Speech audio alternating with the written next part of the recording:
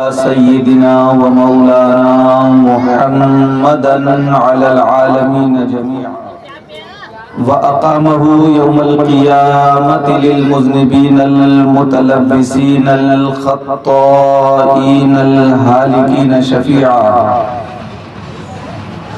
فصلى الله تعالى وسلم وبارك عليه وعلى كل من هو محبوب ومرضي لديه صلاة تبقى وتدوم بدوام الملك الحي القيوم وأشهد أن لا إله إلا الله وحده لا شريك له ونشهد أن سيدنا ومولانا محمدا عبده ورسوله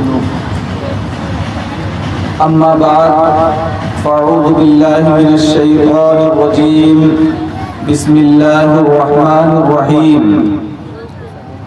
فوجد عبدا من عبادنا وآتيناه رحمة من عندنا وعلمناه من لدنا علما سبحان اللہ ماشاء اللہ صدق الله مولانا العظيم وبلغنا رسوله النبي الأمين الكريم ونحن على ذلك لمن الشاهدين والشاكرين والحمد لله رب العالمين یا خدا بہر جناب مصطفیٰ امداد کن یا رسول اللہ از بہر خدا امداد کن یا امان الخائفین یا رحمت للعالمین یا شفیع المذنبین یا ملتجا امداد کن یا شہید کربلا یا دافع کرب و بلا گل رخا شہزادہ گلگوں قبا امداد کن غوث اعظم بمنی بے سر و ساما مدد غوث اعظم بمنی بے سر و ساما مدد قبلہ دین مدد کعبہ ایمان مدد بگرداب بلا افتاد کشتی مدد کن یا معین الدین چشتی قادری امنارے یا غوث اعظم میزنم دمز شیخ احمد رضا خان قطب عالم میزنم آئیے عرض و معروف سے پہلے ہم اور آپ مل کر اپنے مسلک کے معمول کے مطابق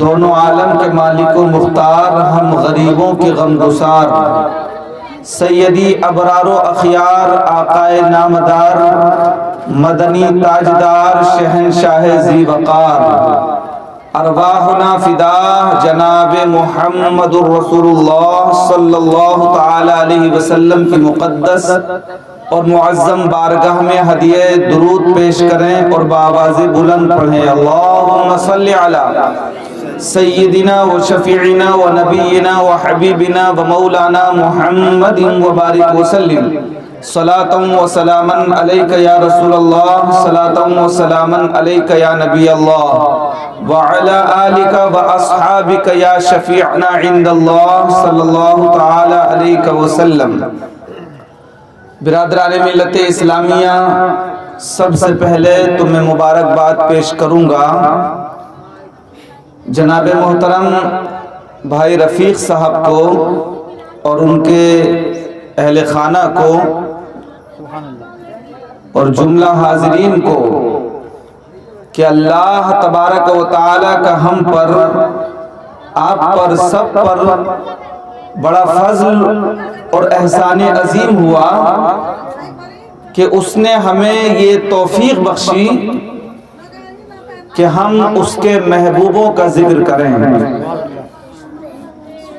چاہے وہ اہتمام کی شکل میں ہو چاہے سنانے کی شکل میں ہو یا سننے کی شکل میں ہو دراصل اللہ تبارک و تعالی اپنے محبوبوں سے محبت اور ان کے تذکروں کی توفیق ہر ایک کو نہیں بخشتا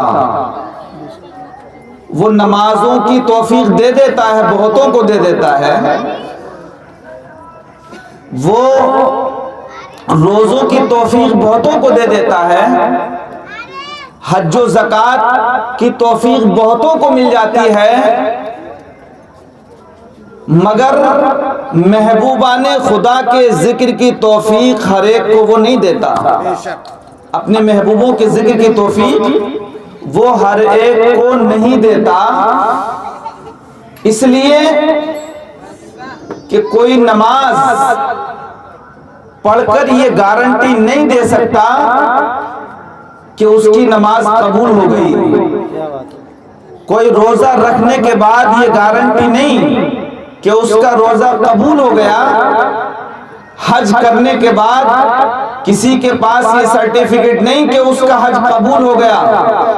مگر عزیزان ملت اسلامیہ، محبوبان خدا کی محبت کی یہ گارنٹی ہے کہ اللہ تبارک و تعالی اس کو ایسا قبول فرماتا ہے کہ ان محبوبان خدا سے محبت کرنے والوں کو دنیا میں بھی کامیابیاں دیتا ہے اور آخرت میں بھی کامیابیاں عطا فرماتا ہے. سورہ زخرف میں اللہ تبارک و تعالی فرماتا ہے الاخلاء یومئذ بعضهم لبعض عدو الا المتقین. اللہ تعالی فرماتا ہے اس دن جب کہ بڑے گہرے دوست ایک دوسرے کے دشمن ہو جائیں گے. کس دن کی بات ہے یہ؟ کل قیامت میں، جب کہ باپ بیٹے کو نہیں پہچان رہا ہوگا، بھائی بھائی کو نہیں پہچان رہا ہوگا، عزیز رشتہ داروں کو نہیں پہچان رہے ہوں گے. بڑے گہرے دوست، اللہ فرماتا ہے بڑے گہرے دوست دشمنی میں بدل دی جائیں گی ان کی دوستیاں. مگر پیارے اسلامی بھائیوں، الا المتقین، اللہ والوں کی محبت وہاں بھی کام آئے گی. یعنی سوائے اللہ والوں کی محبت کے، سوائے اللہ والوں سے پیار کے، سوائے اللہ والوں کے دوستی کے، کوئی دوستی اس وقت قائم نہ رہ سکے گی. تو بولو یہ اللہ کی توفیق ہے کہ نہیں کہ اللہ تبارک و تعالی نے ہم پر یہ فضل فرمایا کہ ہم اس کے محبوب بندے، یعنی شہباز لامکانی، غوث سمدانی، حضرت سیدنا شیخ عبد القادر جیلانی غوث اعظم کی 11ویں منانے کے لیے، ان کا تذکرہ کرنے کے لیے یہاں پر اکٹھا ہوئے ہیں. محبت کے لیے کچھ خاص دل مخصوص ہوتے ہیں، محبت کے لیے کچھ خاص دل مخصوص ہوتے ہیں. یہ وہ نغمہ ہے جو ہر ایک ساز پہ گایا نہیں جاتا. بات سمجھ میں آ رہی ہے آپ کے؟ میں سمجھ رہا ہوں آپ نے ہماری جماعت کے بہترین خطیب حضرت مولانا قاری ظہور فریدی صاحب کو سر شام سے لے کر اب تک سنا ہے، تو میرے پاس ظاہر سی بات ہے قاری صاحب قبلہ کی طرح آواز تو نہیں ہے اور نہ وہ انداز ہے خطابت کا. میں تو صرف اپنا درد دل ہی آپ کے سامنے رو سکتا ہوں. بس آپ کی توجہ درکار ہے. میں فن خطابت یہاں بالکل نہیں دکھاؤں گا، بلکہ صرف افہام و تفہیم، یعنی ایسے انداز میں گفتگو کروں گا تاکہ میری بات آپ تک پہنچ جائے اور سنجیدگی کے ساتھ آپ سماعت فرما لیں. اللہ تبارک و تعالیٰ کی بارگاہ میں دعا ہے کہ رب قدیر میری زبان پر کلمت الحق جاری فرمائے. جزاک اللہ فی الدارین، اور ہم سب کو اس پر عمل کی توفیق بخشے. ذرا زور سے آمین کہہ دیجئے اور زور سے بول دیجئے مجھے بیداری کا پتہ لگا. ماشاءاللہ آپ بیدار ہیں، اگر سننے کے لیے تیار ہیں تو میں سناؤں. ذرا زور سے یا رسول اللہ کہہ دیجئے اور زور سے بول دیجئے ذرا. ماشاءاللہ برادران ملت اسلامیہ، ہم جس غوث کا تذکرہ کرنے کے لیے اکٹھا ہوئے ہیں، یہ رفیق بھائی نے جو محفل جس غوث کی سجائی ہے وہ کوئی معمولی شخصیت نہیں ہے، ان کو ہلکے میں نہیں لیا جا سکتا.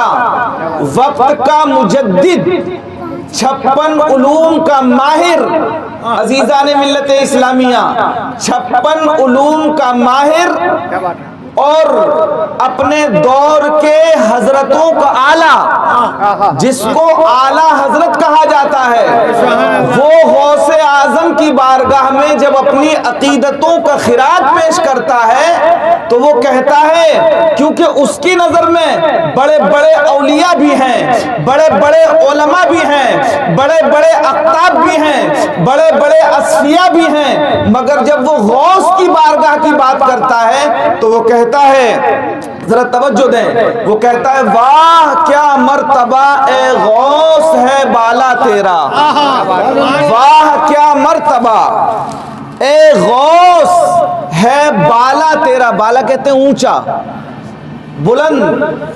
غوث اعظم آپ کا مرتبہ کتنا بڑا ہے۔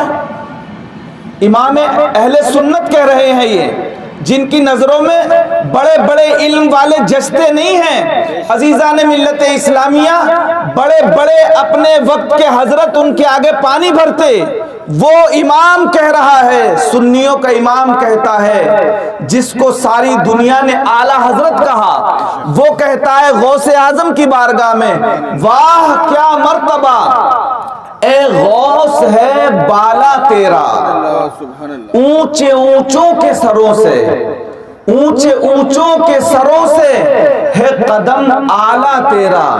کتنے اونچوں اونچوں کے عزیزان ملت اسلامیہ، ذرا اونچے اونچوں کو تو دیکھو، کتنے اونچے اونچے ہیں۔ آپ کے ہندوستان کو دیکھ لیجئے، وہ پورے دنیا کے اونچوں اونچوں کی بات کر رہے ہیں، میں تو ہندوستان کے غریب نواز کی بات کرتا ہوں۔ بولو سارے اونچوں میں اونچے ہیں یا نہیں؟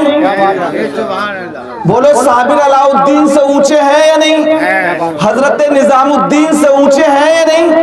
حضرت خواجہ قطب الدین سے اونچے ہیں یا نہیں؟ مگر عزیزان ملت اسلامیہ، امام اہل سنت کہتے ہیں، اور بلکہ وہ کیا کہتے ہیں حضرات، خود ہندوستان کا بادشاہ عطائے رسول کہتا ہے، جب حضرت غوث اعظم شیخ عبد القادر جیلانی بغداد کے منبر پر بیٹھ کر یہ فرما رہے تھے کہ میرا قدم تمام ولیوں کی گردن پر ہے، جب وہ فرما رہے تھے تو ہمارا سلطان، ولیوں کا سلطان، خواجہ خواجگان حضرت خواجہ معین الدین چشتی خراسان کے جنگلوں میں عبادت الہی میں مصروف ہیں، اور جب ان کے کانوں میں یہ آواز پڑی کہ غوث اعظم فرما رہے میرا قدم تمام ولیوں کی گردن پر ہے، تو جانتے ہیں ہم سب کے راجہ نے کیا کہا تھا،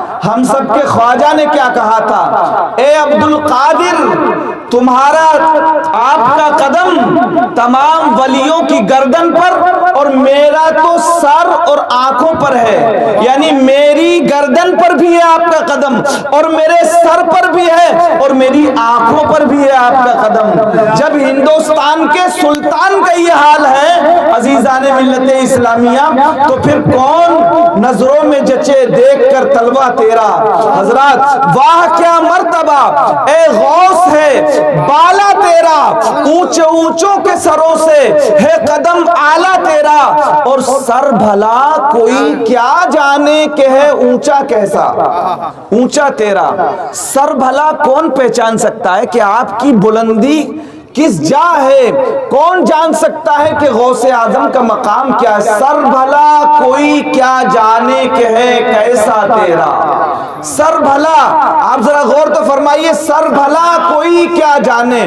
سلطان الہند تو فرما رہے ہیں کہ آپ کا قدم میری گردن پر بھی ہے، میرے سر پر بھی ہے، اور میری آنکھوں پر بھی ہے۔ سر بھلا کوئی کیا جانے کہ ہے کیسا تیرا، اولیاء ملتے ہیں آنکھیں وہ ہے طلبہ تیرا، اولیاء ملتے ہیں آنکھیں وہ ہے طلبہ تیرا۔ آنکھیں ملنے کا وہ سمجھتے محاورہ، جب کوئی بلندی کی طرف آپ دیکھتے ہیں تو جب وہ بلندی آپ کی نگاہوں سے اوجھل ہوتی ہے تو پھر سوچتے ہیں کہیں ہماری آنکھیں چندھیا تو نہیں گئی ہیں، تو آنکھیں مل مل کے دیکھتے ہیں۔ تو امام اہل سنت وہ تصور پیش کرتے ہیں کہ اولیاء ملتے ہیں آنکھیں، سر بھلا کوئی کیا جانے کہ ہے کیسا تیرا۔ اولیاء اللہ ملتے ہیں آنکھیں وہ ہے تلوا تیرا. اور فرماتے ہیں امام اہل سنت کہتے ہیں کہ حکم نافذ ہے تیرا. اللہ نے تجھے یہ طاقت عطا فرمائی ہے، تیری زبان سے جو نکل جاتا ہے وہ ہو جاتا ہے. حضرات آج میں اگر آپ کی توجہ تھوڑی دیر میری طرف رہی تو میں قرآن مجید کی آیات بینات سے اور احادیث طیبہ سے یہ ثابت کروں گا کہ اللہ تبارک و تعالی اپنے خاص بندوں کو، اپنے ولیوں کو کیسی طاقت عطا فرماتا ہے کہ جو زبان سے کہہ دیتے ہیں وہ ہو جاتا ہے.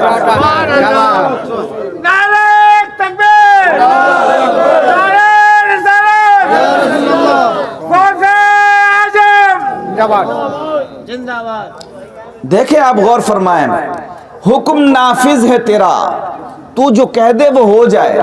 حکم نافذ ہے تیرا، سیف تیری خامہ تیرا. حکم نافذ ہے تیرا، سیف تیری خامہ تیرا. دم میں جو چاہے کرے دور ہے شاہ تیرا.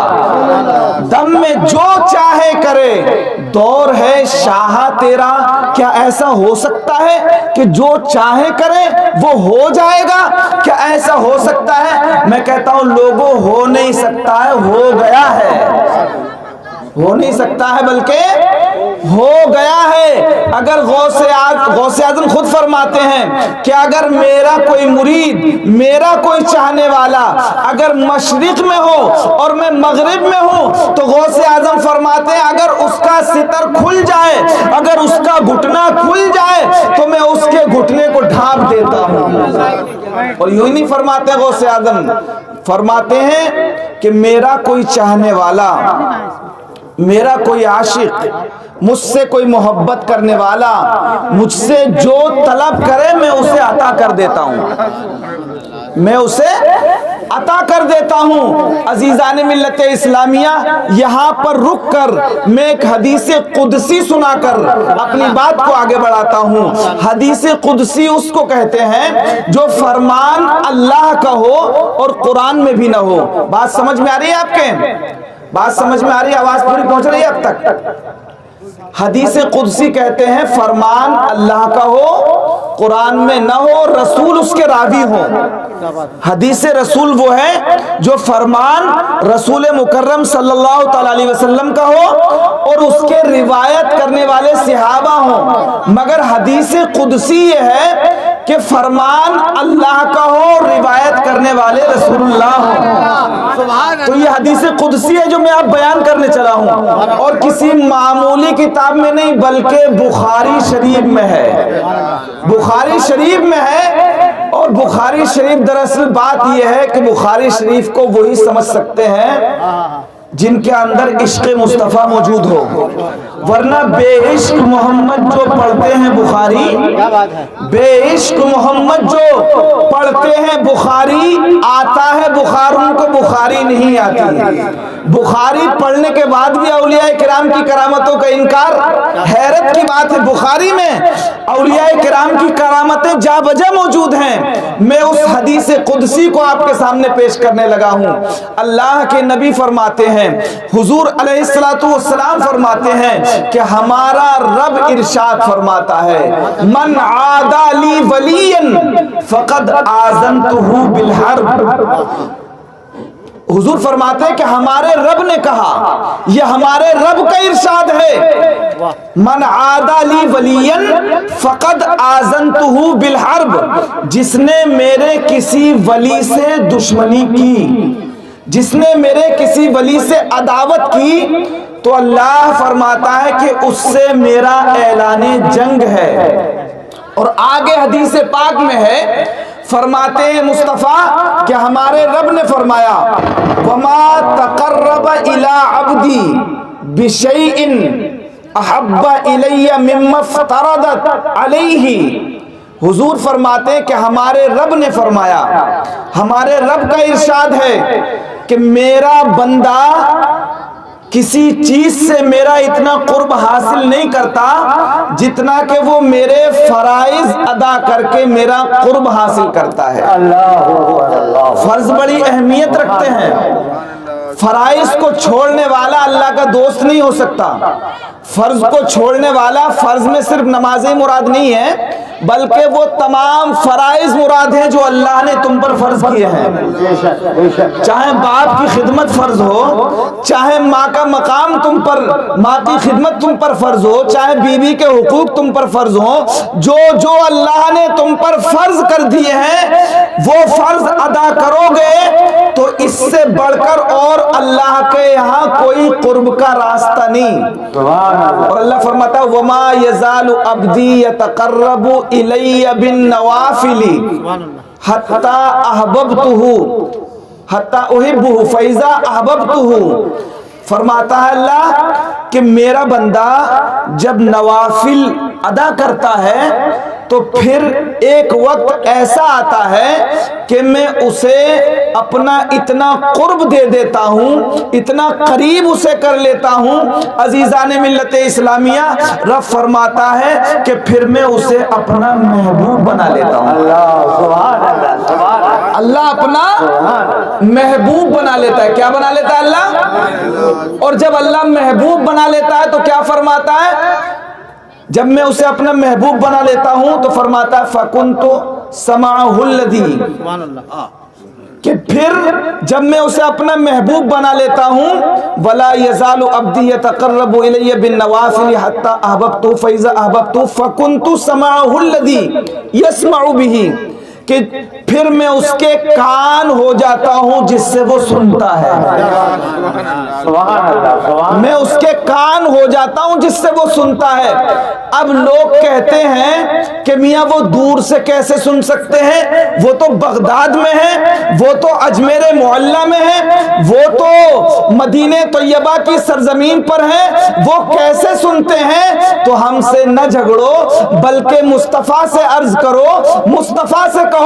وہ فرماتے ہیں کہ ان کے رب نے ان سے یہ بات کہی کہ جب کوئی میرا بندہ میرا قرب حاصل کر لیتا ہے اور جب میں اسے اپنا محبوب بنا لیتا ہوں تو اس کے کان کی طاقت یہ ہوتی ہے، یعنی عام جو لوگوں کے کان ہوتے ہیں ان سے الگ اللہ خاص طاقت عطا فرماتا ہے کہ اب دور ہو یا نزدیک وہ سب اس کے لیے یکساں ہوتا ہے۔ وہ دور کو بھی ایسے سنتا ہے جیسے قریب کو سنتا ہے۔ عزیزان ملت اسلامیہ، جس غوث کی آپ 11ویں منانے کے لیے یہاں اکٹھا ہوئے ہیں، اللہ تبارک و تعالیٰ نے ان کو وہ قوت عطا فرمائی تھی، ان کو وہ طاقت عطا فرمائی تھی، قوت سماعت کا یہ حال تھا۔ ارے ان کی تو بہت بڑی بات ہے، وہ جس محفل میں خطاب فرماتے 170 ہزار کا مجمع ہوتا۔ کتنے لوگوں کا مجمع ہوتا؟ بولو کتنے لوگوں کا؟ 70,000 کا مجمع ہوتا تھا۔ اور جو ان کی محفل میں بیٹھتے تھے، جو ان کی محفل میں شریک ہوتے تھے، تو جو پیچھے بیٹھا ہوتا تھا اس کا بیان بھی یہی ہے کہ وہ کہتا ہے کہ مجھے ایسا لگتا تھا کہ غوث اعظم میرے ہی کان میں بول رہے ہیں۔ اب جب ان کی صحبت میں بیٹھنے والے کا یہ عالم ہے، جب ان کی صحبت میں بیٹھنے والے کا یہ عالم ہے تو پھر ان کا عالم کیا ہوگا؟ جب ان کے گدا بھر دیتے ہیں شاہان جہاں کی جھولی، جب محتاج کا یہ عالم ہے تو مختار کا عالم کیا ہوگا؟ ذرا آپ غور تو فرمائیے۔ اللہ فرماتا ہے پھر میں اس کی زبان ہو جاتا ہوں جس سے وہ بولتا ہے۔ اب اگر عبد القادر جیلانی یہ کہیں، غوث اعظم یہ کہیں کہ ہو جا تو وہ ہو جاتا ہے۔ اب وہ غوث اعظم نہیں کہہ رہے ہیں، ان کی زبان پر ان کا رب کہہ رہا ہے، ان کا رب فرما رہا ہے۔ عزیزان ملت اسلامی ذرا غور فرمائیے، آپ کی توجہ ہے؟ بات سمجھ میں آ رہی ہے؟ ذرا ان کو ذرا ایک مرتبہ سبحان اللہ بولیے۔ توجہ ہے آپ کی؟ بات سمجھ میں آ رہی ہے؟ کیسی طاقت مل جاتی ہے عزیزان ملت اسلامیہ کہ جو وہ بولتے ہیں ان کی زبان پر خدا بولتا ہے۔ موقع بہت اچھا ہے، اصحاب کہف کا بھی جی جی بولوں گا، اس پہ انشاءاللہ تفصیل سے بتاؤں گا انشاءاللہ۔ ذرا زور سے سبحان اللہ کہیے. دیکھیں غوث اعظم کی شان. ایک شخص آتا ہے سرکار کی بارگاہ میں اور عیسائی مذہب سے اس کا تعلق ہے. وہ کہتا ہے کہ ہمارے نبی افضل ہیں, ہمارے نبی افضل ہیں اس لیے کہ وہ مردوں کو زندہ کرتے ہیں. ہمارے نبی حضرت عیسیٰ علیہ السلام تمہارے نبی جناب محمد رسول اللہ سے افضل ہیں. اور کیوں افضل ہیں؟ اس لیے کہ ہمارے نبی کو اللہ تبارک و تعالیٰ نے مردہ زندہ کرنے کا معجزہ عطا فرمایا. اب ان جاہلوں کو جو یہ کہتے ہیں کہ نبی اور ولی سب مل کر ایک مکھی کا پر نہیں بنا سکتے, کہتے ہیں نا بہت سے لوگ, سنا ہوگا آپ نے کہ تمام نبی مل کر, تمام ولی مل کر مکھی کا ایک پر نہیں بنا سکتے. ان کو قرآن پڑھنا چاہیے پہلے. اصل میں قرآن جب ہدایت دیتا ہے, جب عشق رسول ان کے دل میں ہو, انہی کو ہدایت دیتا ہے. یضل بہ کثیرا ویہدی بہ کثیرا. اسی قرآن کو پڑھ کر لوگ گمراہ بھی ہو جاتے ہیں اور اسی قرآن کو پڑھ کر لوگوں کو ہدایت ملی ہے اور صبح قیامت تک ملتی رہے گی. حضرات قرآن پاک میں حضرت عیسیٰ کا معجزہ موجود ہے. حضرت عیسیٰ فرماتے ہیں انی اخلق لکم من الطین کہیئۃ الطیر فانفخ فیہ فیکون طیرا باذن اللہ. حضرت عیسیٰ فرماتے ہیں کہ میں تمہارے لیے پرندوں کی مٹی سے صورت بناتا ہوں. کس کی صورت بناتا ہوں؟ ذرا زور سے بولے, کس کی؟ پرندوں کی. پرندے سمجھتے ہیں؟ پرندے سمجھتے ہیں آپ؟ اگر سمجھتے ہیں تو بولیے کس کی صورت بناتے ہیں؟ کائے سے بناتے ہیں؟ مٹی سے. بولو کس سے بناتے ہیں؟ پرندوں کی صورت. قرآن پاک میں ہے, یہ سورہ آل عمران ہے. قرآن پاک سورہ آل عمران.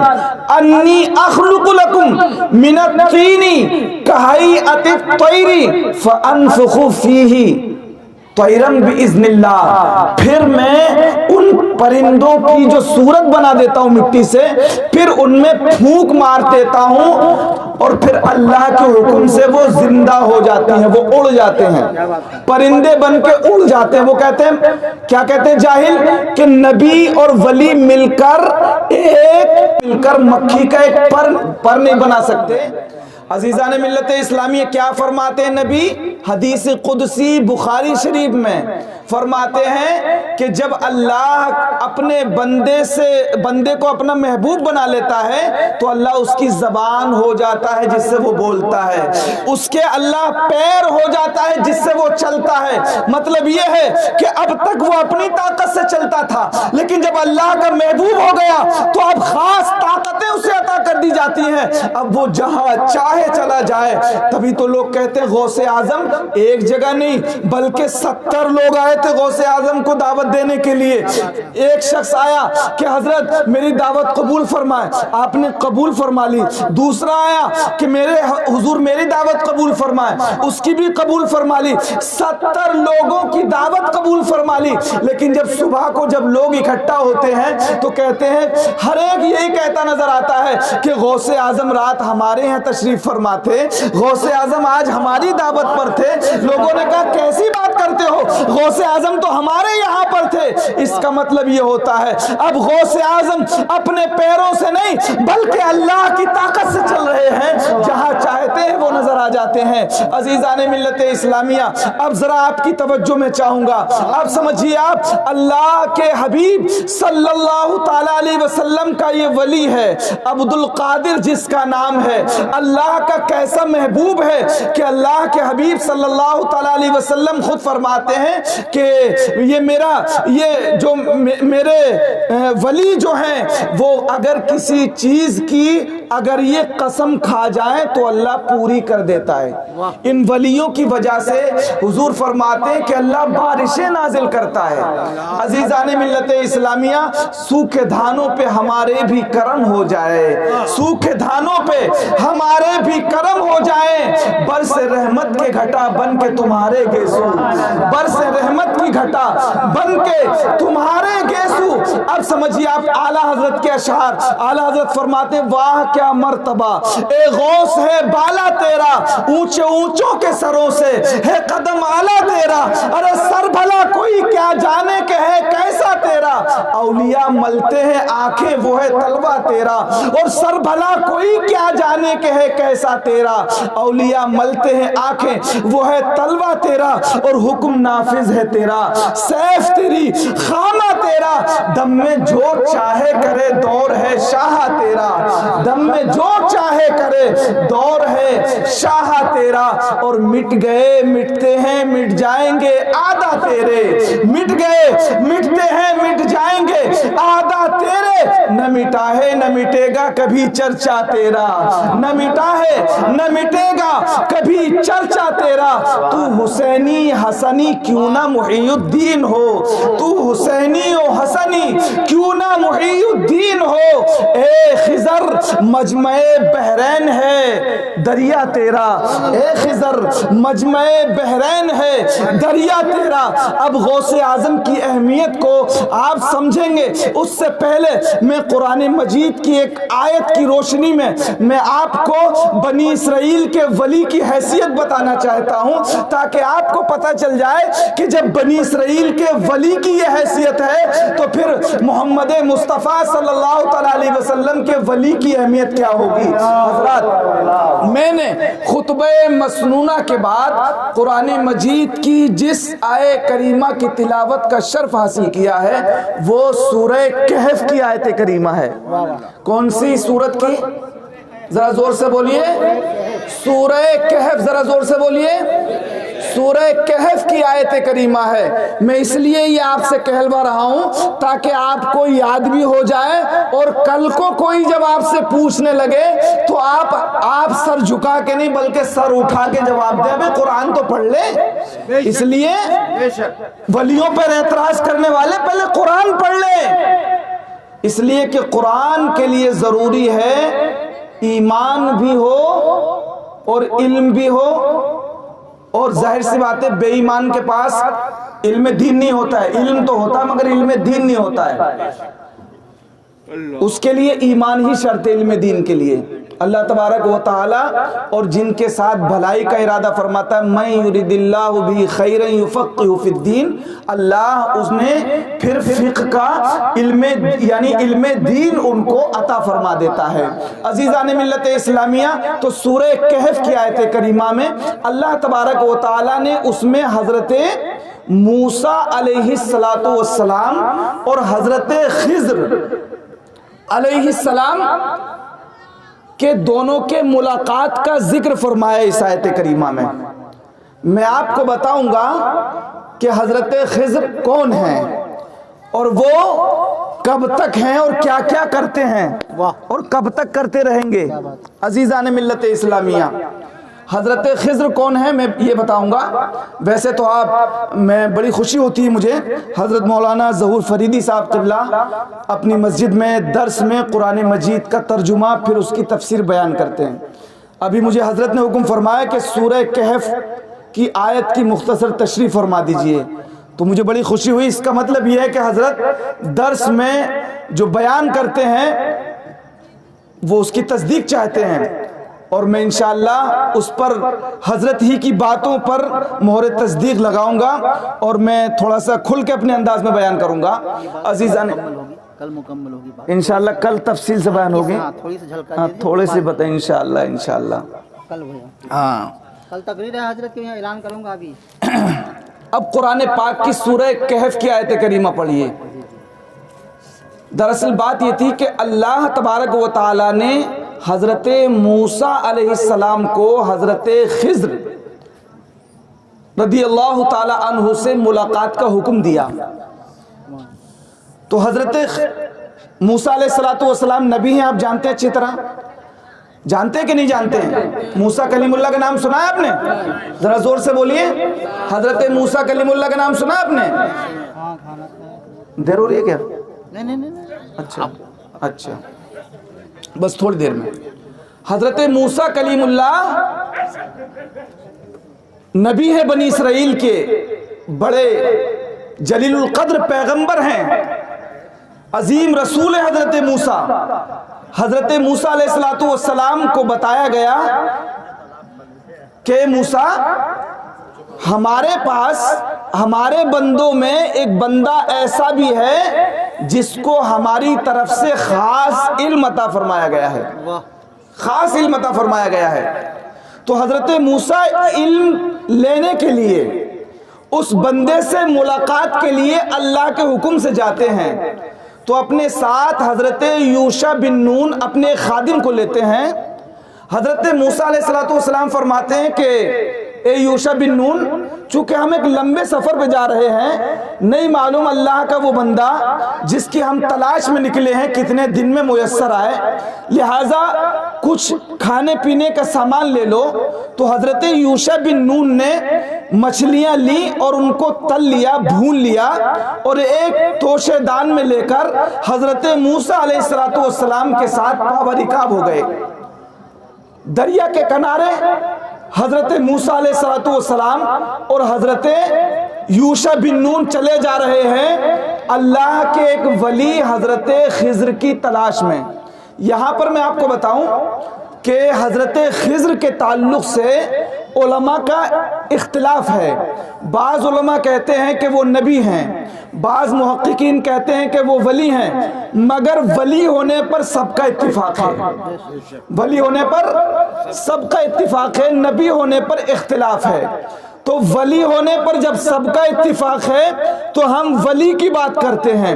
अजीज़ान मिल्लत इस्लामिया, अब यहाँ पर रुक कर ज़रा अपनी तवज्जो इधर कीजिए और आप ज़रा सोचिए कि अल्लाह का कलीम उलुल अज़्म पैगंबर हजरत मूसा वली से मुलाकात के लिए वली की खानकाह में वली की तलाश में निकलता है। इसका मतलब ये है, मैं एक दिन सोचने लगा, ए कलीमुल्लाह, आप नबी हैं और वो बरिवायत मुख्तलिफा वली हैं, एक नबी वली की बारगाह में क्यों जा रहा है? एक नबी वली की बारगाह में क्यों जा रहा है? तो रहमत खुदाबंदी से जवाब मिलता है कि लोगों, अल्लाह की जात तो अलीमुम बिजाती सुदूर है। उसे मालूम था कि जैसे जैसे जमाना कयामत के करीब आएगा तो ऐसे लोग पैदा होंगे जो वलियों के पास जाने को शिर्क करार देंगे। ऐसे लोग भी आएंगे, अल्लाह को मालूम था, वो तो अलीमुम बिजाती सुदूर है। अल्लाह को ये मालूम था कि ऐसे लोग भी इस दुनिया में आएंगे, ऐसे नाखलक पैदा होंगे जो वलियों की हाजिरी को, वलियों के दरबार में जाने को शिर्क करार देंगे। इसलिए अल्लाह अपने कलीम मूसा को भेजता है ताकि ए मूसा, तुम वली की बारगाह में चले जाओ ताकि तुम्हारा जाना ये बिदअत ना कहा जाए, तुम्हारा जाना बिदअत ना कहा जाए, बल्कि कलीम का जाना नबी की सुन्नत करार दे दिया जाए।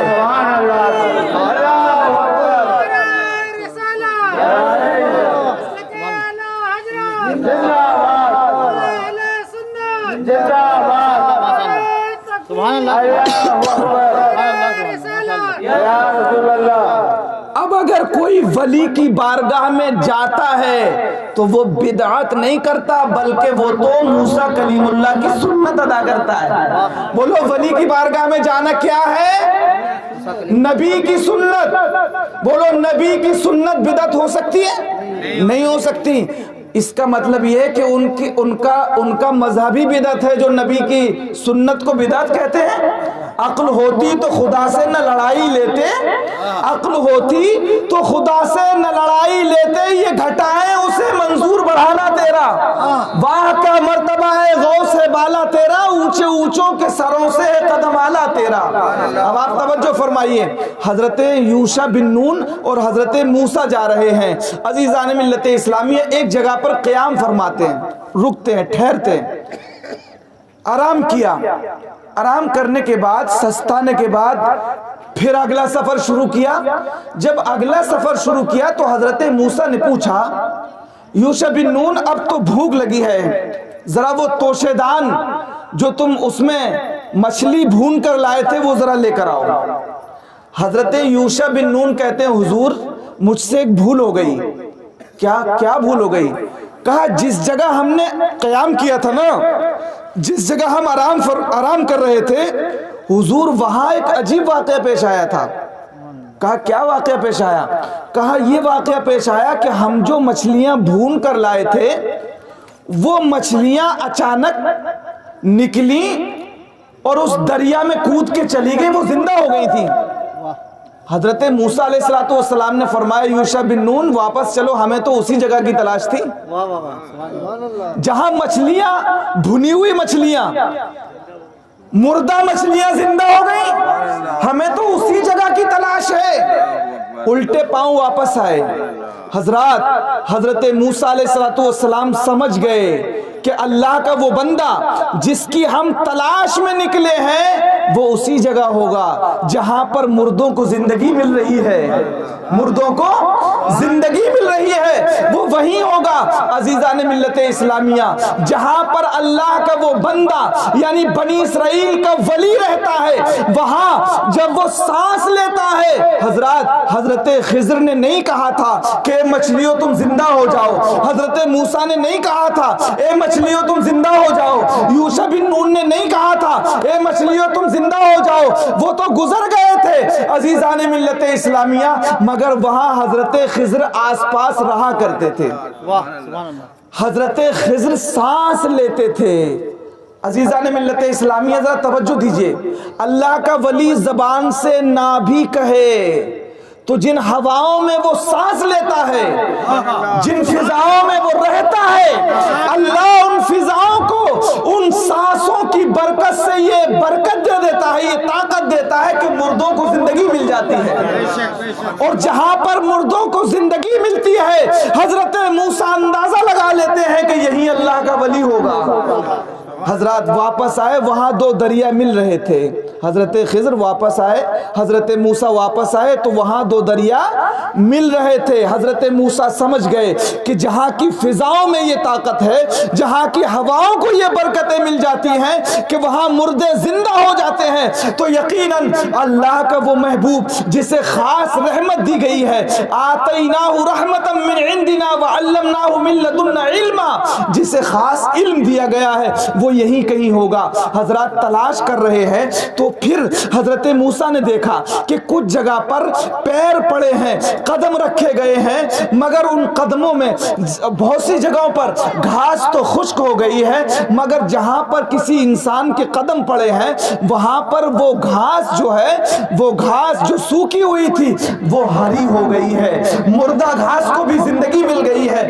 حضرت موسیٰ اور حضرت یوشع بن نون بالکل تلاش میں نکل گئے۔ عزیزان ملت اسلامیہ انہیں تلاش کرنا آسان ہو گیا کیونکہ جہاں جہاں قدم پڑے تھے وہاں مردہ گھاس کو زندگی مل گئی تھی، وہاں خشک گھاس جو تھی وہ ہری ہو گئی تھی۔ عزیزان ملت اسلامیہ حضرت خضر علیہ السلام ایک جگہ چادر تانے ہوئے سو رہے، محو آرام ہے۔ حضرت موسیٰ نے سلام کیا۔ حضرت موسیٰ نے جب سلام کیا تو حضرت خضر چونک کر اٹھے، کہا اس جنگل میں بیابان میں کون ہے جو ہمیں سلام کر رہا ہے؟ کہا میں موسیٰ۔ کہا وہ بنی اسرائیل کے موسیٰ؟ کہا ہاں میں بنی اسرائیل کا موسیٰ۔ یعنی حضرت خضر کو یہ علم تھا کہ یہ بنی اسرائیل کا موسیٰ میری تلاش میں نکلا ہے۔ عزیزان ملت اسلامیہ اس کے بعد حضرت خضر سے ملاقات ہوئی، الیک سلیک کے بعد حضرت خضر سے حضرت موسیٰ کہتے ہیں کہ اے خضر آپ جو ہے مجھے اپنے ساتھ رکھ لیجئے اور اللہ نے جو آپ کو خاص علم عطا کیا ہے اس علم میں سے کچھ حصہ مجھے عطا فرما دیجئے۔ حضرت خضر کہتے ہیں کہ موسیٰ تم میرے ساتھ رہ نہ سکو گے، اور اگر میں نے رکھ بھی لیا تو میرے جو کام ہوں گے ان کاموں کو دیکھ کر تم برداشت نہ کر سکو گے، تم بغیر بولے رہ نہ سکو گے، تم بار بار ٹوکو گے، اس لیے میں تمہیں اپنے ساتھ نہیں رکھ سکتا۔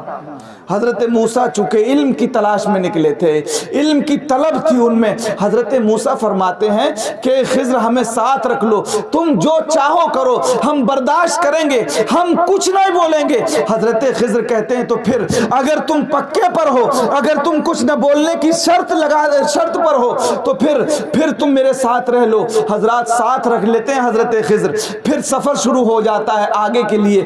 دریا سے گزر رہے ہیں، جب دریا سے گزرے تو ایک کشتی پر، بہت جلدی بیان کر کے میں نتیجہ اس کا آپ کو بیان کر دوں۔ عزیزان ملت اسلامیہ، واقعہ سنانا مقصد نہیں ہے، بلکہ اس واقعے میں جو نکات چھپے ہوئے ہیں وہ نکات میں آپ کو کھول کے بیان کرنا چاہتا ہوں، اس لیے کہ یہ محفل کو بڑی محنتوں سے سجایا گیا ہے، اس کا کچھ نہ کچھ مقصد حاصل ہو جائے۔ عزیزان ملت اسلامیہ، اللہ کی کروڑوں رحمتیں نازل ہوں آپ پر اور ہم سب پر اور اس محفل کو منعقد کرنے والوں پر۔ حضرت خضر علیہ السلام ہیں، حضرت خضر اور حضرت موسیٰ ایک کشتی پر سوار ہوتے ہیں۔ اب کشتی کا مالک بڑا نیک دل انسان تھا، اس نے دیکھا کہ یہ اللہ والے ہیں، یہ 3 اللہ والے ہیں، اس نے بڑی تواضع سے ان کو اندر لیا اور بڑی عزت کے ساتھ بٹھایا اور پھر ان سے کرایہ بھی طلب نہیں کیا۔ حضرت خضر پیش بھی کرنا چاہتے مگر اس نے انکار کر دیا۔ اس نے کہا حضور یہ ہماری بڑی خوش بختی ہے کہ آپ ہماری کشتی میں تشریف لے آئے۔ عزیزان ملت اسلامیہ، جب کشتی بیچ دریا میں پہنچ گئی تو اچانک حضرت خضر کو پتہ نہیں کیا سوجھا، ایک کہاڑی رکھی ہوئی تھی اس کو اٹھایا اور اس کا ایک تختہ توڑ دیا حضرت خضر نے۔ حضرت موسیٰ علیہ السلام جلالی پیغمبر دیکھ کر برداشت نہ کر سکے کہ خضر تم نے یہ بڑا اچھا کام نہیں کیا، یہ تو غلط کام کر دیا تم نے، کہ جن لوگوں نے ہماری اتنی قدر کی ہو، کہ جنہوں نے ہم سے کرایہ تک نہیں لیا اور اس کے بعد آپ نے اس کشتی کا نقصان کر دیا، اور اس لیے کہ بیچ دریا میں کشتی، ابھی اس میں پانی بھرے گا سب کے سب غرق ہو جائیں گے، کہ ڈبونے کی بات کی آپ نے۔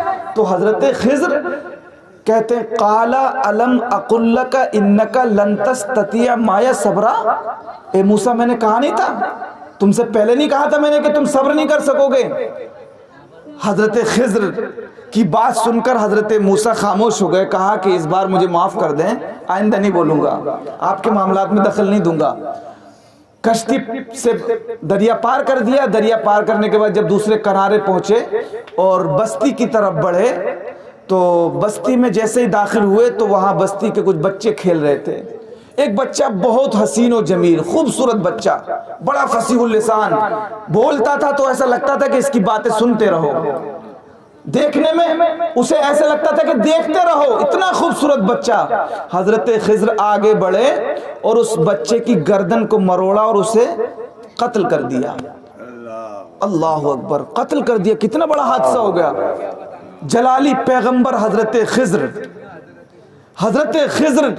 حضرت موسیٰ علیہ السلام برداشت نہ کر سکے اور پھر کہنے لگے اے موسیٰ تم نے کیا کیا؟ یہ تو ابھی چھوٹا سا بچہ ہے، اس نے تو کوئی خطا کی بھی نہیں، کوئی قتل نہیں کیا تھا جس کے بدلے میں آپ نے اس کو قتل کر دیا ہو، اس سے تو کوئی گناہ بھی نہیں ہوا ہوگا، یہ تو بہت چھوٹا سا ہے۔ دیکھنے میں کیسا خوبصورت لگتا تھا، کتنا خوبصورت بچہ، فصیح اللسان، بولے تو بولتا رہے، لگے کہ سنتے رہو، تم نے ایسے بے گناہ بے خطا بچے کو قتل کر دیا، اچھا کام نہیں کیا، بہت غلط کام کیا۔ حضرت موسیٰ چونکہ برداشت نہیں کر سکتے تھے، حضرت موسیٰ کے نزدیک جب یہ غلط کام نظر آیا تو آپ نے ٹوک دیا۔ پھر حضرت خضر کہتے ہیں قال الم اقل لک انک لن تستطیع معی صبرا، میں نے نہیں کہا تھا تم سے، میں نے نہیں کہا تھا کہ تم صبر نہیں کر سکو گے؟ موسیٰ میری باتوں کو دیکھ کر تم صبر نہ کر سکو گے۔ حضرت موسیٰ کہتے ہیں اچھا حضور ایک بار معاف کر دیجئے، اب پھر نہیں کہوں گا، اب نہیں ٹوکوں گا، آپ جو چاہیں کریے، میں کچھ نہیں کہوں گا۔ اب جب اس بستی میں داخل ہوئے تو خیال تھا جیسے کشتی والوں نے بڑی آؤ بھگت کی تھی، تو خیال تھا کہ یہ لوگ بھی عزت سے پیش آئیں گے، مگر انہوں نے نہ آپ کی کوئی عزت کی، نہ کسی نے کوئی کھانا پیش کیا، کوئی تواضع نہیں، کچھ نہیں۔ حضرت خضر اور حضرت موسیٰ اور حضرت یوشع بن نون واپس آئے ادھر سے تو دیکھا کہ ایک دیوار جھکی ہوئی ہے اور بالکل گری جا رہی ہے۔ حضرت خضر نے ہاتھ لگایا لوگ کہتے ہیں کہ اللہ کے ولی کچھ نہیں کر سکتے. حضرت خضر نے ہاتھ لگایا اور وہ ٹیڑھی دیوار کو سیدھا کر دیا. گر رہی تھی بالکل بالکل گر رہی تھی. گرتی ہوئی دیوار کو حضرت خضر سیدھا کر دیتے ہیں. حضرت موسیٰ علیہ السلام کو پھر غصہ آ گیا. حضرت موسیٰ علیہ السلام نے فرمایا کہ آپ نے پھر یہ کیا کیا؟ ان بستی والوں پر ایسی مہربانی جنہوں نے ہمیں کھانے کو بھی نہیں پوچھا. اگر کرنا ہی تھا تو اگر کرتے تو اجرت لے لیتے, ہمارے سفر کے کام آ جاتی. عزیزان ملت اسلامیہ, حضرت خضر علیہ السلام نے فرمایا قال الم اقل لک انک لن تستطیع معی صبرا, میں نے تم سے کہا نہیں تھا اے موسیٰ تم میرے ان کاموں کو دیکھ کر برداشت نہ کر سکو گے, تم صبر نہ کر سکو گے. حضرت موسیٰ پھر خاموش ہو گئے. برداشت تو نہیں ہو رہا تھا مگر چونکہ علم کی طلب تھی. عزیزان ملت اسلامیہ, علم کی طلب اگر سچی آپ کو ہو تو چاہے جو پریشانی آ جائے, چاہے جو معاملات آ جائے, تمہیں علم حاصل کرنا چاہیے. یہاں سے یہ درس بھی ملتا ہے. بولو علم حاصل کرنا چاہیے کہ نہیں؟ ہمارے نبی نے فرمایا اطلبوا العلم ولو کان بالصین, علم حاصل کرو اگرچہ تمہیں عرب سے چین تک جانا پڑ جائے. حضور فرماتے ہیں اطلبوا العلم من المہدی للہدی, علم حاصل کرو ماں کی گود سے قبر میں جانے تک. اور ہم علم ہی سے پیچھے ہیں. بولو ہمیں علم حاصل کرنا چاہیے کہ نہیں؟ جب علم ہی نہیں تم میں تو عمل کیا ہوگا؟ جس خیاباں میں شجر ہی نہیں تو پھل کیا ہوگا؟ عزیزان ملت اسلامیہ ذرا توجہ فرمائیے. حضرت موسیٰ علیہ السلام سے حضرت خضر کہتے ہیں موسیٰ اب ہمارے اور تمہارے راستے جدا ہو جائیں گے, اب میں تمہیں ہرگز ساتھ نہیں رکھ سکتا, میں تمہارے ساتھ نہیں رہ سکتا. حضرت موسیٰ علیہ السلام سے حضرت خضر فرماتے ہیں, آپ کی توجہ ہے, بات سمجھ میں آ رہی ہے آپ کی نہیں؟ آپ کی بات سمجھ میں آ رہی ہے؟ زیادہ گاڑی گفتگو تو نہیں ہو رہی ہے, میں بالکل آپ کے انداز میں بول رہا ہوں تاکہ آسانی سے آپ کو سمجھ میں آ جائے. خطابت کے جوہر دکھانے کے لیے بہت سے جلسے ہوتے ہیں مگر میں آپ کو سادہ زبان میں بتا رہا ہوں. بات سمجھ میں آ رہی ہے؟ حضرت موسیٰ علیہ السلام سے حضرت خضر کہتے ہیں کہ اب چونکہ ہمارے راستے جدا ہو رہے ہیں, اب میں اس سے زیادہ آپ کو اپنے ساتھ نہیں رکھ سکتا, لیکن آپ کو میں اس کی حکمتیں بتائے دیتا ہوں کہ میں نے اس کشتی کو توڑا کیوں اور اس بچے کو مارا کیوں اور اس دیوار کو سیدھا کیوں کیا. بولو بتاؤ, سوئیں گے تو نہیں؟ دیر تو نہیں ہو رہی ہے زیادہ آپ کو؟ تاخیر تو نہیں ہو رہی ہے؟ اب حکمت سنو. حضرت یہ قرآن پاک میں ہے, میں تو یہ اپنے انداز میں بیان کر رہا ہوں, ورنہ آپ اگر اس کو ترجمے میں آپ پڑھیں گے تو پورا ایسے ہی واقعہ آپ کو قرآن پاک میں موجود ملے گا. میں تو مفہوم بیان کر رہا ہوں, میں صرف مفہوم بیان کر رہا ہوں تاکہ سمجھنے میں آسانی ہو جائے. قرآن پاک کی سورہ کہف جب پڑھیں گے تو یہ واقعہ اسی طرح سے موجود ہے. عزیزان ملت اسلامیہ, حضرت خضر کہتے ہیں اے موسیٰ کشتی والوں نے ہمارے ساتھ بڑی مہربانی کی کہ انہوں نے ہم سے کرایہ تک نہیں لیا, تو ان کا احسان کا بدلہ احسان سے دینا چاہیے تھا کہ نہیں؟ حضرت موسیٰ کہتے ہیں مگر آپ نے دیا کہاں, آپ نے تو کشتی کو توڑ دیا. احسان کا بدلہ تو احسان ہی سے ہونا چاہیے, مگر آپ نے تو کشتی کو نقص والا بنا دیا. کہ موسیٰ دراصل میں نے احسان ہی کیا. وہ غریب مزدور کی کشتی تھی اور اس کشتی کو, خوبصورت کشتی کو, ایک بادشاہ جو اچھی کشتی دیکھتا تھا وہ غصب کرنے کے ارادے سے کشتیاں تلاش کرتا ہوا پیچھے پیچھے آ رہا تھا, اور وہ نقص والی کشتی کو نہیں لیتا تھا. جو صحیح سلامت کشتی ہوتی ان کو چھین لیتا تھا. لہٰذا میں نے توڑ اس لیے دیا تاکہ ان میں نقص پیدا ہو جائے. یہ نقص تو صحیح ہو جائے گا مگر یہ کشتی بچ جائے گی. ان غریبوں کے کھانے کمانے کا جو سہارا چھیننے والا تھا میں نے اسے بچا لیا. تو بولو یہ میں نے ان پر احسان کیا کہ نہیں؟ اور اگر مجھے ڈبونا مقصد ہوتا, اگر وہ ڈوبتی تو کشتی ڈوب جاتی, مگر میں جانتا تھا کہ اللہ اپنے بندوں پر رحمت فرماتا ہے. کشتی تختہ ہٹنے کے بعد بھی نہیں ڈوبی. اس کا مطلب یہ ہے کہ میں نے نقصان پہنچانے کے لیے نہیں بلکہ ان کو فائدہ پہنچانے کے لیے توڑا تھا. بولو یہ حکمت اچھی تھی کہ نہیں؟ اللہ کے ولی کسی کو نقصان نہیں پہنچاتے ہیں، اللہ کے ولی کسی کو نقصان نہیں پہنچاتے، اللہ کے ولیوں سے تو فائدہ ہوتا ہے، یہاں بھی فائدہ ہوتا ہے اور وہاں بھی کیونکہ سارے رشتے منقطع ہو جائیں گے۔ مگر یتیموں کی دیوار تھی، ان کا والد انتقال کر گیا تھا اور اپنی زندگی کا کمایا ہوا جو مال و متاع تھا اس دیوار کی بنیاد میں رکھ گیا تھا۔ اگر یہ دیوار گر جاتی تو اس کا جو مال و متاع تھا وہ بستی والے ان سے چھین لیتے اور وہ بچے محروم ہو جاتے۔ میں نے اس کو سیدھا اس لیے کر دیا اور میں نے ان پر یہ رحمت کی۔ حضرات یہاں علم لدنی بھی ہے، علم بھی ہے اور رحمت بھی ہے کہ علم تو یہ ہے کہ کون تھا کون نہیں تھا یہ حضرت خضر بتا رہے ہیں، کس کی دیوار ہے، یتیم کی ہے یا پھر کسی صحیح سالم انسان کی ہے، یہ خضر بتا رہے ہیں۔ عزیزان ملت اسلامیہ، حضرت خضر کہتے ہیں کہ سیدھی اس لیے کر دی کہ جب یہ جوان ہو جائیں گے اور پھر یہ دیوار کو توڑیں گے تو ان کا مال انہی کے قبضے میں رہے گا، ان یتیموں کے ساتھ کوئی ناحق ظلم نہ کر سکے گا۔ عزیزان ملت اسلامیہ، اب یہاں بات رک کر میں آپ کو بتانا یہ چاہتا ہوں، یہ بنی اسرائیل کے ولی کا عالم ہے۔ کس کا عالم ہے؟ بنی اسرائیل کے ولی کا یہ عالم ہے۔ یہی خضر حضرت غوث اعظم رضی اللہ تعالی عنہ جب خطاب فرما رہے تھے، حضرت غوث اعظم خطاب فرما رہے تھے تو آپ کی توجہ مجمع کی طرف تھی، حضرت خضر جو ہیں وہ مجمع کی طرف سے گزرے۔ یہاں پر ایک بات اور بتا دوں، بہت سے لوگ شاید اپنی لا علمی کی وجہ سے وہ یہ سمجھتے ہیں کہ غوث اعظم کا زمانہ کہاں اور حضرت خضر کا زمانہ کہاں، وہ ان کو علم نہیں ہے اس بات کا۔ جب ان کو علم کی رسائی وہاں تک پہنچ جائیں گے تو سمجھ جائیں گے حضرت خضر یقیناً حضرت موسیٰ کے زمانے کے ولی ہیں۔ کہاں کے؟ کب کے؟ حضرت موسیٰ کے۔ مگر ان کو اللہ تبارک و تعالیٰ نے آب حیات پلا دیا، اب وہ صبح قیامت تک رہیں گے اور ہر پریشان شخص کے پاس وہ پہنچتے ہیں اور ان کی مدد فرماتے ہیں۔ تو انہوں نے اب بھی موجود ہے وہ۔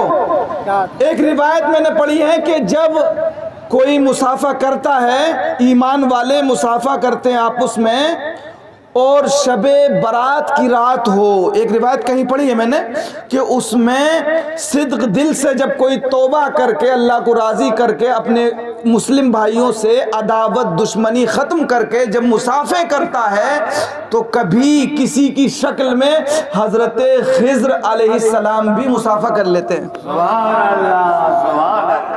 بولو بھائیوں سے مصافحہ کرنا چاہیے کہ نہیں؟ کرنا چاہیے، مصافحہ کرنا چاہیے۔ نہ جانے کس کی شکل میں کس اللہ والے سے ملاقات ہو جائے، کس سے مصافحہ ہو جائے۔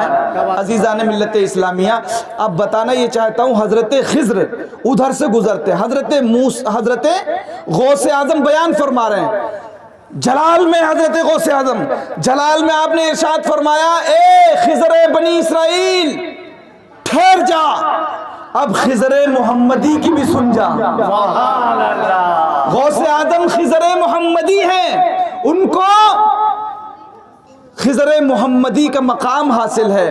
اب یہاں پر بس 4-5 منٹ کی گفتگو کر کے اپنی گفتگو ختم کرتا ہوں۔ حضرات کیسے اللہ کے ولی حضرت خضر نے یہ ساری باتیں کیسے بتا دی؟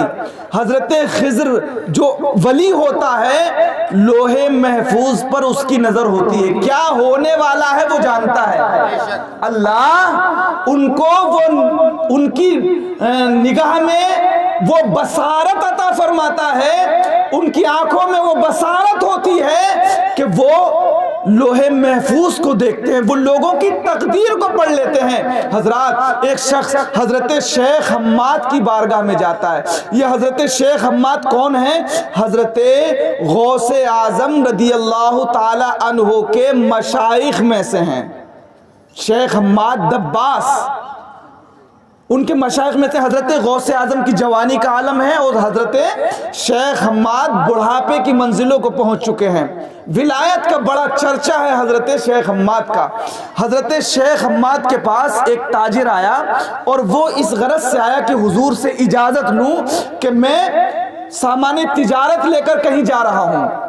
وہ کہتا ہے حضور اجازت مرحمت فرمائیے کہ میں کاروبار کرنے کے لیے جا رہا ہوں, تقریباً 750 درہم کا مال تجارت میرے پاس ہے اور میں آپ سے اجازت لینا چاہتا ہوں. آپ اگر اجازت دیں گے تو چلا جاؤں گا, نہیں اجازت دیں گے تو نہیں جاؤں گا. ہم بھی بزرگوں کے پاس جاتے ہیں, جانا چاہیے, بزرگوں کی بارگاہ میں جانا چاہیے, اجازت لینا چاہیے اچھے لوگوں سے. عزیزان ملت اسلامیہ, اجازت لینے جب گئے تو حضرت شیخ حماد نے تھوڑا توقف فرمایا, خاموشی اختیار کی, پھر آپ نے آسمان کی طرف دیکھا اور پھر فرمایا کہ تم مت جاؤ, تجارت کرنے نہ جاؤ. کہا حضور کیوں؟ کہا تمہارا مال بھی لوٹ لیا جائے گا, تمہارا مال بھی لوٹ لیا اور تمہیں قتل بھی کر دیا جائے گا. یہ کوئی معمولی بات نہیں ہے. شیخ حماد کہہ رہے ہیں, شیخ حماد اللہ کا ولی کہہ رہا ہے. تو اس نے تو تیاری پہلے کر لی تھی اور سوچ رکھا تھا اگر اجازت دیں گے میرے حق میں فیصلہ ہوگا, اگر میرے حق میں فیصلہ ہوگا تو ٹھیک ہے, ورنہ بھائی دیکھا جائے گا, رسک لیا جائے گا. سارے زمانے میں ہر طرح کے لوگ ہوتے ہیں. بعض تو ہوتا ہے جب حضرت نے فرما دیا تو نہیں جاؤں گا, مگر بعض لوگ ہوتے ہیں, کچھ لوگ چالاک ہوتے ہیں, کچھ ضرورت سے زیادہ بھی چالاک ہوتے ہیں. اس نے دیکھا کہ شیخ حماد سے تو چلو پوچھ لیا, یہاں شیخ عبد القادر جیلانی بھی رہتے ہیں, چلو شیخ عبد القادر جیلانی کی بارگاہ میں حاضر ہوں. وہ گیا تو اتفاق سے جب وہ گیا تو حضرت سیدنا شیخ عبد القادر جیلانی غوث اعظم مصروف تھے, وزی تھے. آپ واعظ و نصیحت فرما رہے تھے. اس نے بھی موقع غنیمت جانا کہ آپ وزی ہیں, آپ جو ہے میری طرف پوری توجہ تو نہیں فرمائیں گے, اس لیے کہ آپ نصیحت فرما رہے ہیں, آپ خطاب فرما رہے ہیں, آپ واعظ فرما رہے ہیں, لہٰذا موقع غنیمت جانا.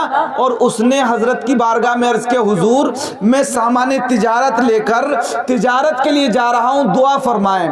ہوتا ہے ایسا کبھی کبھی جب کوئی کرپٹ فائل ہوتی ہے نا, تو جو چالاک چپراسی وغیرہ ہوتے ہیں نا, دیکھتے ہیں کہ ہمارا افسر زیادہ بزی ہے, اس وقت ایسی فائلوں کو پیش کرتے ہیں, ایسی فائلوں کو پیش کرتے ہیں کہ انہیں پتا ہے کہ اس کو پڑھنے کا موقع ہی نہیں ہے, وہ اب اس فائل کو پڑھے گا نا یوں ہی سائن کر دے گا. ہوتا ہے نہیں ایسا؟ یہ دیکھتے ہیں کبھی افسر اب اٹھنے والا ہے اور اسے پتا ہے کہ اب یہ رکے گا نہیں, ٹائم اس کا پورا ہوگا, گھڑی دیکھا اب اٹھنے والا ہے, کہا سر ذرا اس فائل پہ بھی سائن کر دیے, بس ذرا سا کام ہے, کوئی ایسی بات نہیں ہے. تو وہ چونکہ مصروف تھا اس نے سائن مار دیے. ایسی فائلوں کو ایسے موقع پر, اسی طرح اس نے بھی موقع غنیمت جانا. اس نے کہا شیخ عبد القادر, کیونکہ فیصلہ تو سن آیا تھا کیا ہونے والا ہے, حالات کیا ہونے والے ہیں وہ شیخ حماد نے بتا دیے تھے, مگر غوث اعظم کے پاس اس لیے آیا تھا کہ مصروف ہے, موقع کو غنیمت جانتے ہوئے حضرت غوث اعظم سے کہتا ہے یا شیخ میں تجارت کے غرض سے جا رہا ہوں, حضور دعا فرما دیجئے. حضرت شیخ مصروف تھے, آپ نے فرمایا جا, اللہ تبارک و تعالی تجھے برکتیں دے, صحیح سلامت واپس آئے گا. بات سمجھ میں آئی آپ کے؟ غوث اعظم نے کیا فرمایا؟ چلا جا. شیخ حماد کیا کہہ رہے تھے؟ مت جانا. غوث اعظم فرما رہے ہیں حکم نافذ ہے تیرا, سیف تیری, خامہ تیرا, دم میں جو چاہے کرے, دور ہے شاہ تیرا. اب وہ چلا گیا. جب وہ چلا گیا ملک میں پہنچا, اس ملک میں جہاں جانے کا ارادہ رکھتا تھا, بہت مال کمایا, بہت نفع. جب واپس آنے لگا تو ایک سرائے میں ٹھہرا. جب سرائے میں ٹھہرا اور پریشان تھا کہ نہ جانے کب کیا حادثہ ہو جائے, کیونکہ شیخ حماد کی بات سے وہ ڈرا ہوا تو تھا, مگر ادھر یقین کی روشنی غوث اعظم کی زبان سے نکل گئی تھی, اس لیے ارادہ بھی تھا, یقین بھی ہو رہا تھا, مگر خوف اور اس کا ماحول تھا. کبھی حضرت شیخ حماد کا قول یاد آتا اور کبھی غوث اعظم کی زبان یاد آتی. بڑا پریشان تھا. آخر کار اسی پریشانی باہم کشمکش میں سو جاتا ہے. جب نیند کا غلبہ ہوا تو اچانک کیا دیکھتا ہے کہ ڈاکوؤں نے آ کر اس کے قافلے پر حملہ کر دیا. ڈاکوؤں نے آ کر اس کے قافلے پہ حملہ کر دیا، تمام مال و اسباب چھین لیا، اس کا نمبر بھی آیا، اس سے بھی تمام مال و اسباب چھین لیا، اور بالآخر ایک ڈاکو آگے بڑھا، تلوار لے کر اس کی گردن پر تلوار رکھ کے چلانا ہی چاہتا تھا کہ یہ چیخا، جیسے ہی اس کی چیخ نکلی فوراً آنکھ کھل گئی۔ جب آنکھ کھلی تو ایک دم سٹ پٹا کے اٹھا کہ ارے چلو خواب کی بات تھی، معاملہ سب ٹھیک ہے، قافلے والے بھی لیٹے ہوئے اور مال دیکھا ٹٹول کے وہ بھی محفوظ ہے، کہہ رہے خواب کی بات تھی کوئی بات نہیں، مگر جو تلوار رکھی تھی اس کا درد اپنے وجود پر محسوس کر رہا تھا، محسوس کر رہا تھا۔ خیر تھوڑی دیر میں جب مکمل ہوش آیا اور لوگ بھی اٹھے، قافلہ رواں ہوا، بغداد پہنچے۔ بغداد پہنچنے کے بعد سوچا، اب یہ سوچ رہا ہے کہ پہلے شیخ حماد کے پاس جاؤں یا شیخ عبد القادر جیلانی کے پاس جاؤں، مگر پھر خیال آیا کہ لاؤ شیخ حماد کو اپنی شکل دکھاؤں سب سے پہلے، اس لیے کہ انہوں نے فرمایا تھا کہ تو مار بھی دیا جائے گا اور تیرا مال بھی لوٹ لیا جائے گا، مار بھی دیا جائے گا اور تیرا مال بھی، لہذا شیخ حماد کو ہی دکھاتا ہوں۔ نذرانہ لے کے گیا، نذرانہ لے کے گیا۔ یہ شروع سے طریقہ رہا ہے بزرگوں کی بارگاہ میں نذرانہ پیش کرنا، امام صاحب کی بلا کی بارگاہ میں نذرانہ پیش کر دو، نئی بات نہیں ہے، یہ پہلے سے چلا رہا ہے۔ اچھا نذرانے کی بھی ایک لوجک ہے، ہمارے بزرگوں کے پاس جو لوگ نذرانے پیش کرتے اس میں بھی ایک حکمت تھی۔ حکمت یہ تھی کہ وہ نیک دل لوگ ہوتے تھے، لوگ اپنے شیخ کے پاس جاتے تو اپنی پریشانیاں بیان کرتے، لوگ اپنے بھائیوں سے چھپاتے ہیں، کئی بار پریشان ہوتے ہیں نا، بھائیوں سے چھپاتے ہیں کہ مذاق بنائے گا، پڑوسیوں کو نہیں بتاتے ہیں، رشتہ داروں کو نہیں بتاتے ہیں کہ یہ خوش ہو جائے گا۔ آج ہمارا حال یہ ہے کہ ہم رشتہ دار کی پریشانی میں مدد کرنے کے بجائے اس کی پریشانی سے خوش ہوتے ہیں، بولے ہوتا ہے کہ نہیں؟ ہوتا ہے کہ نہیں؟ بھائی بھی کئی مرتبہ مذاق بناتا ہے عزیزان ملت اسلامیہ، تو لوگ اپنے مرشد کی بارگاہ میں اپنے دکھڑے رو دیتے، تو مرشد کو پتا ہوتا کہ کون کتنا پریشان ہے، امیر ان کی بارگاہ میں نذرانہ پیش کرتے اور ان کے پاس جو مال و اسباب نذرانے کی شکل میں آتا تو وہ جو پریشان لوگ ان کے پاس آتے وہ ادھر بڑھا دیا کرتے تھے۔ یہ طریقہ تھا، یہ لوجک تھی، مگر آج نہ ایسے مشائخ موجود ہیں نہ ایسے مرید موجود ہیں۔ عزیزان ملت اسلامیہ، اب جب حضرت شیخ، ذرا درود پاک پڑھیے ذرا بلند و باز سے، زور سے پڑھیے ذرا، اللہم صلی علی سیدنا و مولانا محمد وبارک وسلم، صلاۃ و سلام علیک یا رسول اللہ، صلاۃ و سلام علیک یا نبی اللہ وعلی آلک و اصحابک یا شفیعنا عند اللہ صلی اللہ تعالی علیہ وسلم۔ حضرت شیخ حماد کی خدمت میں نذرانہ لے کر حاضر ہوا تو حضرت شیخ نے فرمایا کہ نہیں، پہلے تم میرے پاس آئے ہو، میرے پاس نہیں بلکہ شیخ عبد القادر جیلانی کے پاس جاؤ۔ کہا حضور کیا بات، میں تو حضور آپ ہی کے پاس، میں صحیح سلامت آ گیا ہوں حضور، مال و اسباب میں بڑے برکتیں ہوئی ہیں۔ کہا میں نے جو کچھ کہا تھا وہ لوہے محفوظ پر دیکھ کر کہا تھا، تیرے ساتھ ہونے والا تو یہی تھا، جو میں نے بتایا تھا یہی ہونے والا تھا، مگر عبد القادر جیلانی کی زبان سے نکل گیا ہے، بے ارادی طور پر نکل گیا، مگر وہ اللہ تبارک و تعالی نے ایسے مقام پر ان کو فائز کر دیا ہے، وہ امر کے مقام پر ہیں کہ جو زبان سے کہہ دیتے ہیں وہ ہو جاتا ہے، لہٰذا ہوا تو تیرے ساتھ مگر وہ سارا معاملہ جو تیرا بیداری میں ہونے والا تھا وہ خواب میں ہو گیا۔ اسی لیے امام اہل سنت کہتے ہیں حکم نافذ ہے تیرا، سیف تیری، خامہ تیرا، دم میں جو چاہے کرے، دور ہے شاہ تیرا۔ اللہ تبارک و تعالی نے غوث اعظم کو وہ مقام عطا فرمایا ہے۔ حضرات معلوم ہوا جب بنی اسرائیل کے خضر کو یہ مقام دیا گیا، ان کو یہ علم دیا گیا، ان کو یہ طاقت دی گئی، تو پھر خضر محمدی یعنی شیخ عبد القادر جیلانی کی طاقت کا عالم کیا ہوگا۔ حضرات قرآن فرماتا ہے کنتم خیر امت اخرجت للناس، تم بہترین امت ہو ان امتوں میں جو تم سے پہلے امتیں اس دنیا میں آئیں، ان سے بہترین امت ہو۔ اب بہترین امت تو جب ہی ہو سکتے ہیں جب اس امت کی یہ امت ان امتوں سے بہتر ہو، یعنی اس کا نبی ہو تو پھر ان امتوں کے نبی سے بہتر ہو، اس کا ولی ہو تو ان کے ولیوں سے بہتر ہو۔ عزیزان ملت اسلامیہ، اور ہم جس امت میں ہیں وہ بنی اسرائیل کے نہ موسیٰ کلیم اللہ کی امت میں ہے، حضرات نہ عیسیٰ روح اللہ کی امت میں ہے، حضرات نہ حضرت نوح نجی اللہ کی امت میں ہے، ہم تو اس نبی کی امت میں ہے جو نبیوں کا بھی نبی ہے، جو رسولوں کا بھی رسول ہے۔ سب سے اعلیٰ و اعلیٰ ہمارا نبی، سب سے بالا و بالا ہمارا نبی، سب چمک والے اجلوں میں چمکا کیے، اندھے شیشوں میں چمکا ہمارا نبی۔ کروں انبیاء سے عرض کیوں مالکو، نبیوں سے پوچھوں کہ اے نبیوں، ہر امتی کے ہر امت کا کوئی نہ کوئی نبی ہے، ہر امت کا نبی ہے۔ حضرت عیسیٰ اپنی امت کے نبی ہیں، حضرت موسیٰ اپنی امت کے نبی ہیں، حضرت نوح اپنی امت کے نبی ہیں، حضرت زکریا اپنی امت کے نبی ہیں، حضرت یحییٰ اپنی امت کے نبی ہیں۔ ہر نبی اپنی امت کا نبی ہے، مگر اے نبیوں کی جماعت ذرا ہمیں یہ بتاؤ کہ تمہارا نبی کون ہے؟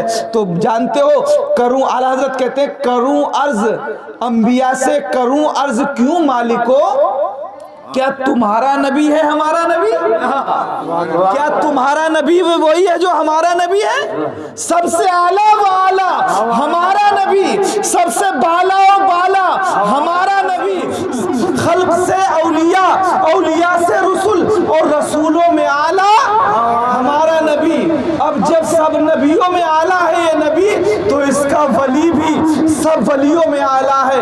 اسی لیے اعلیٰ حضرت کہتے ہیں واہ کیا مرتبہ اے غوث ہے بالا تیرا، اونچوں کے سروں سے ہے قدم اعلیٰ تیرا، سر بھلا کوئی کیا جانے کہ ہے اونچا کیسے تیرا، اولیاء ملتے ہیں آنکھیں وہ ہے طلبہ تیرا، اور مٹ گئے مٹتے ہیں مٹ جائیں گے آدھا تیرے، نہ مٹا ہے نہ مٹے گا کبھی چرچا تیرا۔ اللہ تبارک و تعالی ہم سب کو ولیوں کی محبت میں جلائے اور ولیوں کی محبت میں ہمارا حشر فرمائے۔ میں سو جاؤں یا مصطفیٰ کہتے کہتے، کھلے آنکھ صلی علی کہتے کہتے، یہ قصہ لطیف ابھی ناتمام ہے، یہ قصہ لطیف ابھی ناتمام ہے، جو کچھ بیاں ہوا وہ آغاز باب تھا۔ دعا ہے پروردگار سے مولا ابھی اور زندگی دے کہ داستاں ہے ادھوری، ابھی اور زندگی دے کہ داستاں ہے ادھوری، میری موت سے نہ ہوگی کبھی داستان پوری۔ وآخر دعوانا ان الحمدللہ رب العالمین۔ السلام علیکم ورحمۃ اللہ وبرکاتہ۔